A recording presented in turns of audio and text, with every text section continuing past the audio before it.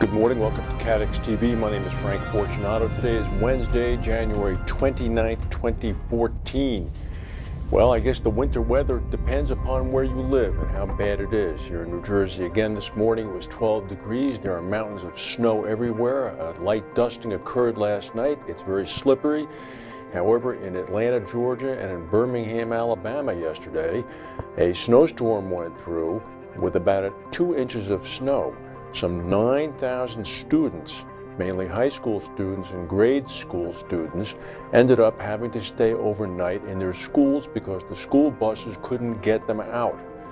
Oddly enough, the National Guard has been called out. State police representatives in both Georgia and Alabama have been dispatched to the schools in order to bring food and water to care for the students. The roads in many instances remain closed. Rush hour in Atlanta today is apparently a disaster. The snow has been cleared to the point where the students have now begun to return home. Needless to say, school has been canceled for the day in many areas. Meanwhile, a cold spell and snowstorms are sweeping across Central and Eastern Europe, disrupting power supplies, closing schools, and canceling travel. 4 people have died in Bulgaria over the past few days, and Wednesday, today, is the coldest day of the year in Moscow. Heavy snow and strong winds in Bulgaria have left many villages completely cut off and isolated. Snow fell in the central Adriatic coast in Croatia, which is very unusual because that's a Mediterranean climate. Temperatures in Moscow were 22 degrees below 0 centigrade, which is about -8 Fahrenheit. And in surrounding areas around Moscow, it went down to 24 degrees below 0 Fahrenheit. That's about 10 degrees below average for this time of year.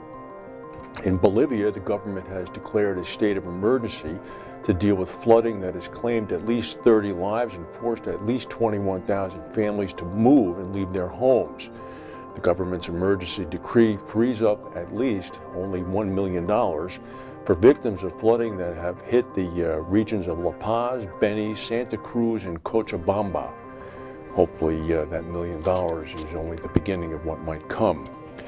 Well, the biggest news really of all is what might be going on in China. There's another strain of bird flu that has Chinese authorities highly activated at the moment to prevent the spread of a virus that's called H7N9. It's a deadly strain of the bird flu. It's already killed 22 people this year. 3 members of the same family contracted the flu in Hangzhou, the capital of the eastern province of Zhejiang. Zhejiang is the worst affected area in the current spike in cases. Local authorities are set to close live poultry markets in major cities tomorrow, including Shanghai. The Chinese Lunar New Year is coming up, which is typically a time when poultry sellers sell the most of their products. However, Hong Kong yesterday began culling 20,000 chickens and suspended the imports of fresh poultry from mainland China simply as a precaution. The flu outbreak last year ended up killing 46 people. This one has already produced, as I said, 22 deaths, and it's still January. South Korea has approved funding for 2 nuclear power plants to boost its own power industry. The project cost about $7 billion, was approved earlier today, only 2 weeks after the South Koreans announced a policy shift to cut its reliance on nuclear power in the wake of the radiation cleanup in Japan. South Korea still is going ahead to double their nuclear capacity in the next 20 years, as its state-run industry intends to build 16 new power plants. The new decision comes after a series of nuclear reactor shutdowns due to safety issues, which raised the risk of blackouts during times of peak demand and put pressure on policymakers to make sure power supplies continued uninterrupted. So I guess the South Koreans are voting in favor of pragmatism and economics rather than what could happen with a radiation leak. Well, speaking of leaks, we've always heard of this happening but rarely see it.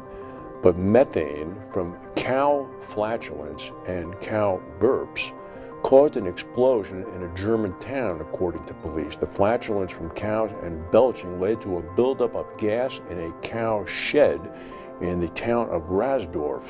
The roof of the shed was damaged after a static electric charge sparked an explosion. One cow out of the 90 in the shed was injured. According to police, a static electric charge caused the gas to explode with flashes of flames. An individual cow is thought to produce up to 500 liters of methane a day. Methane is highly combustible.